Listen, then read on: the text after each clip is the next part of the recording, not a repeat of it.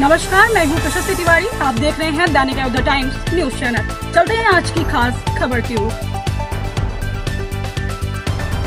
ইলেকশনে আমাদের স্ট্র্যাটেজি আছে, আমরা এডিসি ইলেকশনে লড়ব এবং মহারাজের বিরুদ্ধে আমরা কোনো কথা বলিনি, কারণ আমরা একসঙ্গে এখন অ্যালায়েন্সে আছি। এখন ত্রিপুরা মথা, বিজেপি এবং আমাদের আইপিএফটি আছে।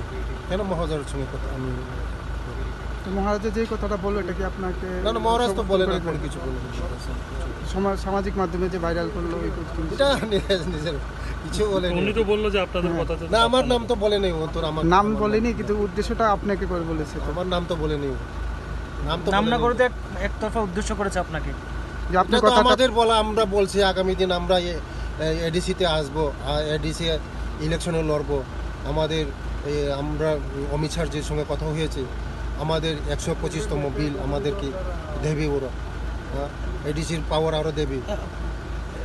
আপনার সঙ্গে কি স্বরাষ্ট্রমন্ত্রী কি কথা হয়েছে কি আপনাদের একাই লড়বে না বিজেপি একা লড়বে না? এটা যখন ইলেকশন আসবে ওরা ঠিক করে। আমরা সবসময় আমরা দিল্লির নির্দেশে আমরা চলি, আমাদের নির্দেশে আমরা চলি না। দিল্লি যা বলবে তা আমরা করব। পাহাড়ে কতটুকু শক্তি রয়েছে বিজেপির? আমাদের যথেষ্ট শক্তি রয়েছে, আমাদের বুথ স্তর পর্যন্ত শক্তি রয়েছে। আমাদের এখন আমরা দেখবেন 2-3 মাসের মধ্যে আমাদের যথেষ্ট শক্তি আছে। আমাদের পাহাড়ে আমাদের যথেষ্ট শক্তি, আমাদের বুথ আছে, মণ্ডল আছে, আমাদের পৃষ্ঠা প্রমুখ আছে, সমস্ত বুথ আছে। আমাদের পাহাড়ে আমাদের যথেষ্ট শক্তি আছে। বিরোধী দলনেতা জিতেন চৌধুরী বলছেন যে পাহাড়ে বিজেপি এবং মথা তারা মানে ওরা তো রাজনীতি করে গেছে 35 বছর, আমাদেরকে 12টা বাজিয়েছে। ওরা 12টা বেজে, সিপিএম শুধু রাজনীতি করেছে, জনজাতিদের জন্য কিছু করে নেই।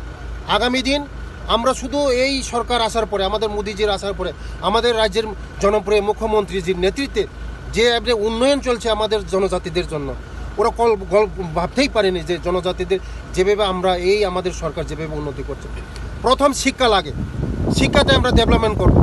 আমি আপনারা সবাই জানেন, আমি আমি গ্রাউন্ড লেভেল পর্যন্ত আমি যাই, আমি টয়লেট পর্যন্ত যাই। আমার ছেলে মেয়েদেরকে শিক্ষিত করতে হবে। যে সমাজ শিক্ষিত হবে এই সমাজ ডেভেলপমেন্ট হবে। আমার প্রথম চাই আমি শিক্ষাকে ডেভেলপমেন্ট করব। Thank you.